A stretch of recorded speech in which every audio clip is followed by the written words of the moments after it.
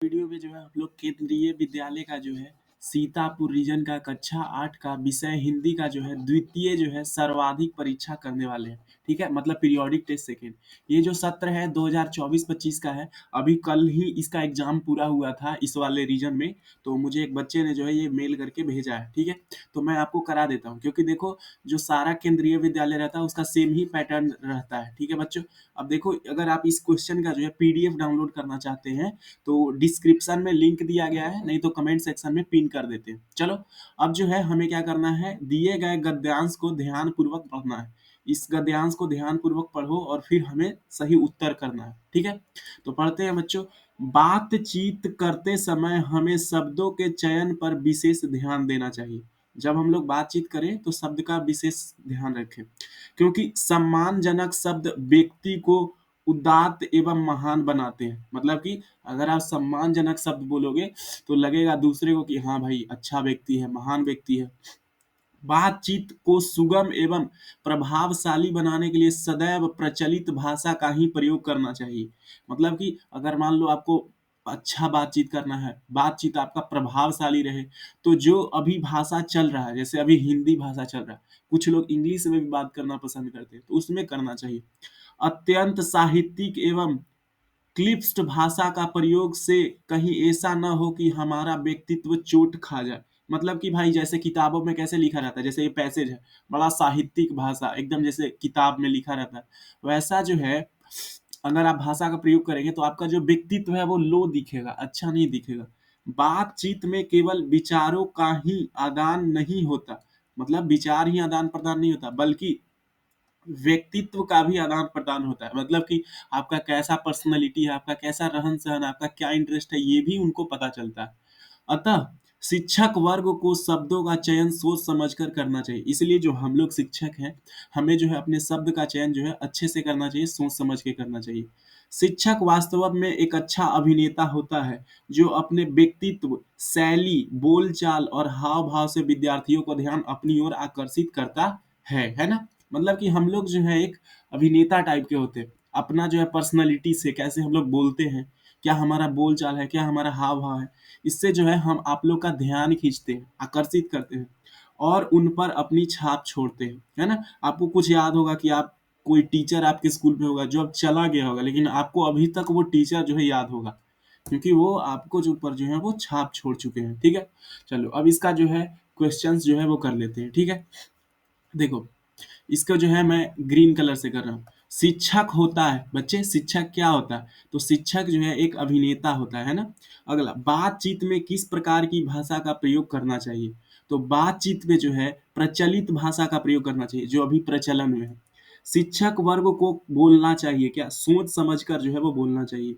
बातचीत में आदान प्रदान होता है किसका बच्चे, केवल विचारों का, विचारों एवं व्यक्तित्व का, दोनों का जो है आदान प्रदान होता है। उपयुक्त गद्यांश का उचित शीर्षक है। मतलब इस गद्यांश का जो है अगर हम लोग शीर्षक देना चाहें तो क्या होगा बच्चों, तो बातचीत की कला, शब्दों का चयन, बातचीत की कला जो है हम लोग इसको कह सकते हैं। ठीक है, बातचीत की कला। अब देखो बच्चों, अब जो है खंड ग ख ब ब में देखिए, अब सेक्शन बी में आ गए हैं। सवाल नंबर दूसरा क्या कह रहा है, उपसर्ग की परिभाषा लिखिए कि उपसर्ग जो है वो क्या होता है। आपने पढ़ा होगा उपसर्ग और प्रत्यय, है ना। क्या पढ़ा होगा आपने, उपसर्ग। तो उपसर्ग क्या होता है बच्चे, जो शब्दांश किसी शब्द के पहले जुड़कर उसका अर्थ में बदलाव लाते हैं, उसे उपसर्ग कहते हैं। जैसे कि यहाँ देखो, अन्न और अन्न जो है, अति और स, ये तो अच्छा से नहीं किया, हम बताते हैं। एग्जाम्पल ये अच्छा नहीं दिया। शब्द के पहले जैसे जैसे देखो, आलय मतलब क्या होता है, घर होता है ना। आलय मतलब घर, है कि नहीं। और इसके अगर पहले क्या लगा दे, मेघ, मेघ लगा दे, ठीक है, तो ये क्या हो गया, मेघालय, मेघालय, मेघालय, मेघालय, मेघालय। ठीक है, तो ये तो एक संधि हो गया। दूसरा और एग्जाम्पल बताते हैं। जैसे जैसे और क्या लिख सकते हो, यहाँ देखो अतिशय लिखा है, अन्याय लिखा है, तो देखो न्याय में अ जोड़ा है ना, न्याय में अगर आप अ जोड़ोगे, न्याय में अ जोड़ोगे तो क्या बनेगा, अन्याय बनेगा, अन्याय, अन्याय। तो बच्चों ये क्या हो रहा है, ये जो है शब्द के पहले लग रहे हैं, ये शब्द के क्या होते हैं, पहले लगते हैं। और अगर बाद में लगते हैं तो उन्हें हम लोग क्या बोलते हैं, प्रत्यय बोलते हैं, प्रत्यय। तो ये हमसे पूछा जा रहा था उपसर्ग, तो उपसर्ग का परिभाषा क्या है, जो शब्दांश किसी शब्द के पहले जुड़कर उसके अर्थ में बदलाव लाते हैं उन्हें उपसर्ग कहते हैं। जैसे कि अन्याय, अतिशय, ठीक है। चलो, अब तीसरा सवाल क्या बोला जा रहा है, निम्नलिखित, बोला जा रहा है निम्नलिखित शब्दों की सहायता से प्रत्यय शब्द बनाइए। मतलब कि ता से आप एक प्रत्यय बनाओ। प्रत्यय मतलब वो शब्द जो लास्ट में लगता है, वो शब्द जो लास्ट में लगता है। जैसे देखो बच्चे, हम जो है नीचे बनाए हैं, नीचे देखो ध्यान से, यहाँ पे क्या है, ता से सुंदरता बनाए। ता से क्या, सुंदरता। तो देखो इसमें हुआ क्या, सुंदर प्लस में ता है, सुंदर प्लस में ता है ना, ता जोड़ोगे तो क्या बनेगा, सुंदरता, सुंदरता, है ना। तो देखो ये क्या है, अंतिम वाला शब्द, ये जो लास्ट वाला शब्द था ये जुड़कर जो है इसका अर्थ बदल दिया। तो ये होते हैं क्या, प्रत्यय, और उपसर्ग पहले लगते हैं। समझ में आया। उसी तरह हमें इक से बनाना है, इक। तो देखो इक से क्या हो गया, बालकिक। बालकिक मतलब बच्चा जैसा हमेशा करते रहता है। इक मतलब बालकिक। ना है, ना का क्या हो गया, लिखना, लिखना। देखो लिख प्लस ना, बाल प्लस बालकी प्लस इक, ठीक है, बालक प्लस इक, इसमें क्या हुआ, बालक प्लस इक, बालक जोड़ इक हुआ इसमें, ठीक है। और इसमें क्या हुआ बच्चे, इसमें हुआ लिख जोड़ ना, लिख जोड़ ना, लिखना, लिखना, है ना। तो देखो अंतिम में सारे शब्द लग रहे हैं। अगला सवाल है क्या, पांचवा सवाल पढ़ना है हमें, पांचवा सवाल का जवाब देना है बच्चों। पढ़ो पांचवा सवाल, अपने विद्यालय के प्रधानाचार्य को आर्थिक सहायता प्राप्त करने के लिए पत्र लिखिए। अपने किसको लिखना है, हेडमास्टर को लिखना कि सर मेरा फी माफ कर दो, ये वाला पढ़े होंगे ना, पिछले क्लास में पढ़े होंगे लेटर राइटिंग। तो देखो लेटर राइटिंग का जो है एक पैटर्न होता है, मैंने यहाँ पैटर्न पहले लिख लिया है, ये होता है पूरा पैटर्न। पहले आपको कॉपी में क्या लिखना है, प्रधानाचार्य के आर्थिक सहायता के लिए पत्र। फिर पत्र में जो है कैसे लिखोगे, यहाँ शुरू में लिखोगे सेवा में, ठीक है। ये पैटर्न होता है लिखने का, अगर ये पैटर्न नहीं रहेगा तो आपको नंबर नहीं मिलेगा, आप चाहे कितना भी बड़ा लिख लो। सेवा में प्रधानाचार्य महोदय, मतलब कि हेडमास्टर जी, केंद्रीय विद्यालय सीतापुर। आपका जो भी विद्यालय हो उसका यहाँ नाम लिखोगे, जैसे हम केंद्रीय विद्यालय लिखे हैं, केंद्रीय विद्यालय सीतापुर। विषय क्या है हमारा, आर्थिक सहायता प्रदान करने हेतु अनुरोध। मतलब कि भाई कुछ पैसे की दिक्कत है, तंगी है, तो हो सकता है फी माफ कर दो मेरा, है ना। तो उसके लिए प्रदान करने हेतु अनुरोध कर रहे हैं। फिर क्या लिखेंगे, सर, इंग्लिश में सर लिखते हैं, हिंदी में मान्यवर। मान्यवर, सविनय निवेदन है कि मैं कक्षा 8 का छात्र या फिर छात्रा हूँ, मतलब स्टूडेंट या फिर गर्ल स्टूडेंट हूँ। अब मेरा बहुत ज़्यादा निवेदन है, मेरा परिवार आर्थिक रूप से कमजोर है, मतलब मैं गरीब हूँ, हम आर्थिक रूप से कमजोर हैं, जिससे मेरी पढ़ाई में कठिनाई हो रही है। हाँ जी, कृपया मुझे आर्थिक सहायता प्रदान करने की कृपा करें, जिससे मैं अपनी पढ़ाई जारी रख सकूं, है ना। तो ये बोल रहा है मुझे ही पैसा दो उल्टा। चलो कोई बात नहीं, ये भी ठीक है, ये भी सही है, ठीक है। आपको ज्यादा बड़ा नहीं लिखना, बस पैटर्न लिखना। फिर अंतिम में एक यहाँ पे स्पेस देना है और धन्यवाद लिखना है। भवदीय, आपका जो नाम है, जैसे मेरा नाम यहाँ पे उपेंद्र है तो मैं उपेंद्र लिख दूंगा, कक्षा 8 लिख दूंगा। अगर आप सेक्शन लिखना चाहें तो वो भी लिख देंगे।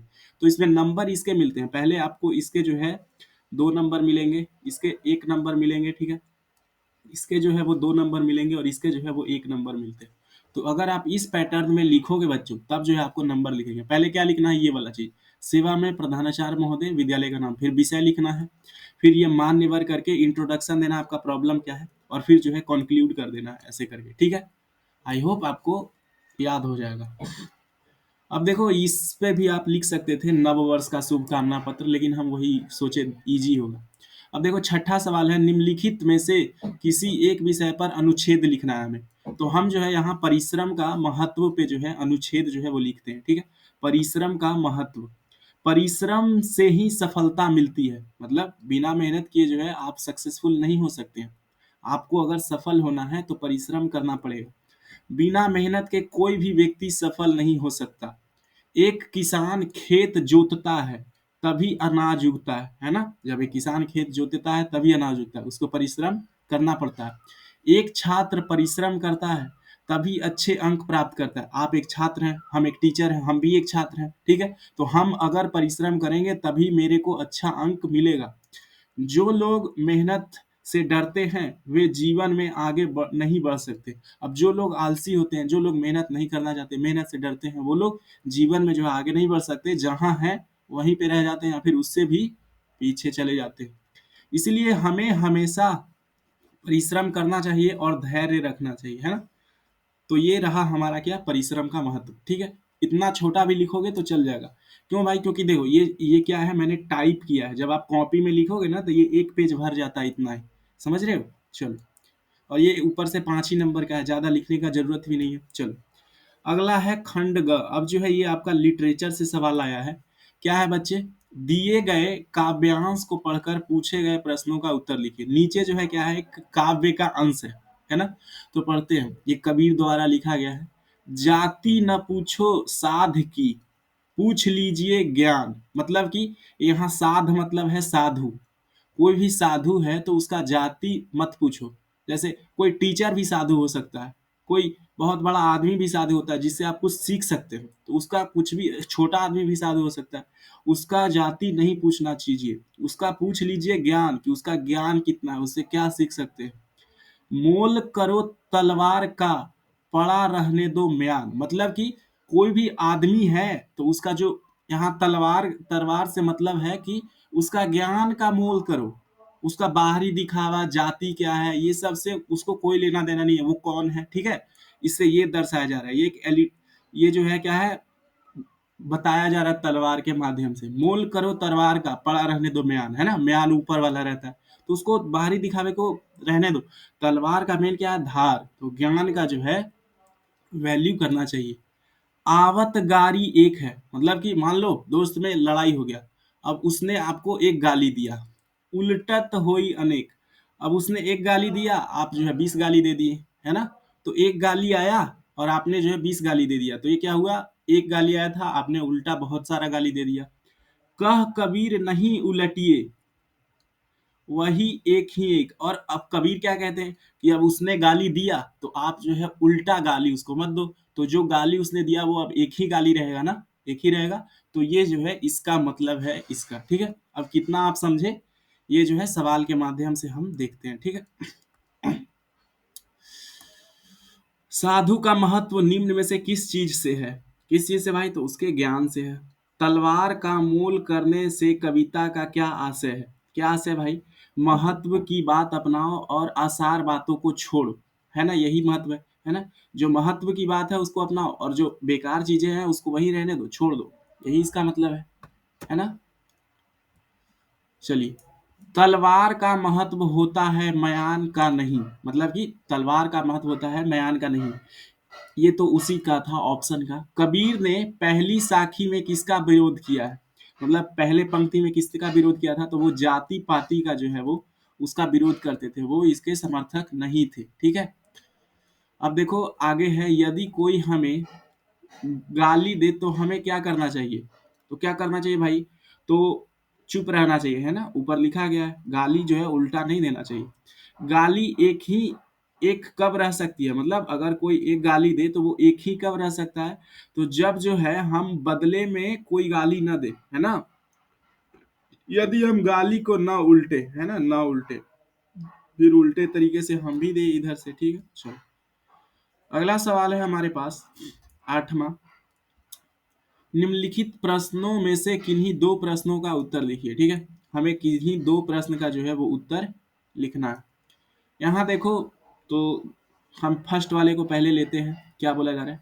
कबीर घास की निंदा करने से क्यों मना करते हैं? मतलब कि कबीर जो है वो घास, जो नीचे घास है, जो पेड़ है, उसकी निंदा नहीं करना चाहते। क्यों मना करते हैं भाई? पढ़े हुए दोहे के आधार पर स्पष्ट कीजिए। ठीक है, दोहा आपने पढ़ा है चैप्टर में, उसके आधार पर जो है स्पष्ट करना। कबीर कहते हैं कि घास को मत नींदो, मतलब उसका बुराई मत करो, क्योंकि यह किसी के भी पैरों के नीचे आ जाती है। मतलब हम लोग चलते हैं तो इसके पैर के नीचे आता है ना, जानवर चल रहा है उसके पैर के नीचे आ रहा है, लेकिन फिर भी दूसरों को छाया, चारा और जीवन देती है। भाई ये जो पेड़ है ये छाया देती है, और कोई कुछ कुछ घास बड़े होते हैं वो भी छाया देते हैं, चारा देते हैं जानवरों का, और क्या ऑक्सीजन है तो जीवन भी देती है। इसी तरह हमें भी दूसरों की निंदा करने की बजाय विनम्र और परोपकारी बनना चाहिए। और कबीर कहते हैं कि हमें जो है निंदा जो है किसी का नहीं करना चाहिए। जैसे घास जो है कैसे परोपकारी कर रहा है, विनम्र है, वैसे हमें भी विनम्र रहना चाहिए। तो इसीलिए जो है वो घास का निंदा जो है वो नहीं करते हैं, ठीक है। अगला है ख, देखो, पानी परात को हाथ छुए नहीं, नैनन के जल से पग धोए।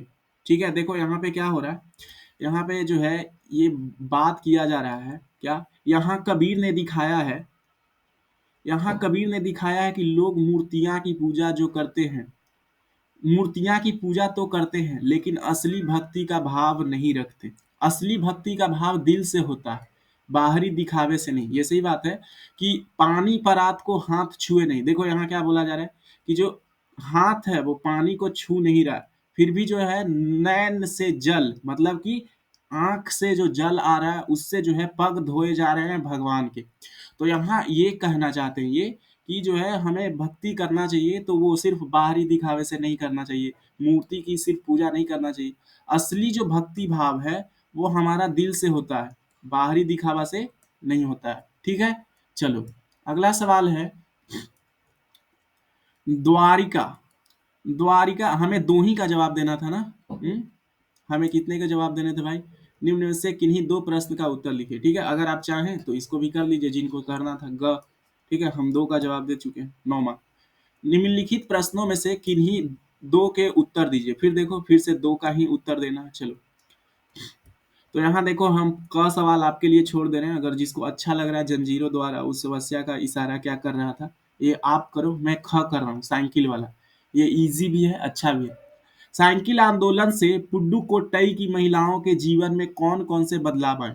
अब देखो आपने चैप्टर में पढ़ा होगा कि पुडुकोट्टई की महिलाएं जो है वो क्या कर रही थी, साइकिल आंदोलन कर रही थी। तो जब साइकिल आंदोलन हुआ तो उससे जो है महिलाओं के जीवन में क्या प्रभाव पड़ा, क्या बदला पहले से, क्या वो आगे बढ़े, क्या हुआ। तो देखो साइकिल आंदोलन से पुडुकोट्टई की महिलाएं आत्मनिर्भर बनने का मौका मिला, मतलब वो अब किसी पर निर्भर नहीं थी, अब वो खुद साइकिल चला के कहीं भी जा सकती थी। वे स्वतंत्र रूप से कहीं भी आ जा सकती थी, है ना, आ जा सकती थी, और उनके आत्मविश्वास में वृद्धि हुई। अब फिर उनका जो है आत्मविश्वास वो बढ़ा। ग, शुरुआत में पुरुषों ने इस आंदोलन का विरोध किया, है ना, पहले तो वो भी विरोध कर रहे थे, परंतु आर साइकिल के मालिक ने इसका समर्थन किया। क्यों भाई, आर साइकिल के जो है मालिक ने इसका समर्थन क्यों किया भाई, पहले तो वो पुरुष लोग जो थे वो इसका विरोध कर रहे थे। पुरुषों को लगा कि महिलाएं स्वतंत्र होकर उनके नियंत्रण से बाहर हो जाएंगी। ठीक है, क्यों विरोध कर रहे थे भाई, क्योंकि उनको लग रहा था भाई ये लोग साइकिल चलाना सीख जाएगा तो हमारे जो नियंत्रण है उससे बाहर चला जाएगा, आउट ऑफ कंट्रोल। लेकिन आर साइकिल के मालिक ने इसका समर्थन किया क्योंकि उन्हें इससे महिलाओं के विकास की संभावना दिखी। क्यों समर्थन किया, उनको लगा कि भाई इससे जो है महिलाओं का विकास जो है वो हो सकता है, इसीलिए इसका समर्थन किया। अगला है, अब जो है सारा सवाल खत्म हो चुका है, कुछ आपने चैप्टर पढ़े हैं उससे क्या है, एमसीक्यू है, एमसीक्यू। तो यहाँ है मौर्य साम्राज्य का पतन के बाद कौन सा शासक आए थे, मतलब कि चंद्रगुप्त मौर्य का एक साम्राज्य था जिसको चाणक्य और दोनों मिल के बनाए थे। फिर लास्ट राजा बृहद्रथ था, तो उसके बाद जो है ये साम्राज्य खत्म हुआ, आपने हिस्ट्री में भी पढ़ा होगा। तो इसके बाद कौन सा आया था, तो इसके बाद जो है शुंग वंश आया था, है ना, तो ख जो है वो सही उत्तर हो जाएगा। कुषाणों का लोकप्रिय राजा कौन था, ठीक है, तो कनिष्क याद रखे होंगे, कनिष्क से एक कैलेंडर भी बनाया था, है ना, शक संवत। तो देखो यहाँ आपको याद करना है, तो कुषाण कनिष्क दोनों में क का आ रहा है, अगर एग्जाम में भी सवाल आ जाए तो आप आसानी से याद कर सकते हो। कुषाण का राजा कौन था, कनिष्क। ठीक है, और वैसे भी ये फेमस है। प्राचीन नाटकों की भाषा कैसी थी, तो भाई जो पहले लोग थे वो संस्कृत यूज करते थे, तो इसीलिए जो पहले का नाटक का भाषा था, ठीक है, वो कैसा था, संस्कृत था। नाटक मतलब जो हम लोग स्टेज पे करते हैं। हर्षवर्धन ने अपनी राजधानी कहाँ बनाया था, तो वो हर्षवर्धन ने जो है अपना राजधानी उज्जैनी में बनाया था, जो आज के यूपी के तरफ है। ठीक है, चलो अगला है, बुद्ध चरित किसके द्वारा जो है वो रचित रचना है, किसके द्वारा रचित रचना है, तो भैया जो बुद्ध चरित है उसको अश्वघोष ने जो है लिखा था। तो भाई ये जो रहा वो हिंदी का क्लास 8th का पेपर था बच्चों। अगर आप चाहते हो भाई कि मेरे को इंग्लिश और साइंस मैथ्स सारे का पेपर मिले तो आप वो सर्च करो और लास्ट में क्या लगा देना, टीटीएस क्लासेज, और मेरा वीडियो आएगा, उसको आप देख सकते हैं। और मैंने जो है बिल्कुल अपडेटेड वीडियो बनाया है, कोई पिछले साल का पेपर नहीं बनाया है। जो इस साल का पेपर रहता है वही जो है हम सिर्फ सॉल्व कराते हैं।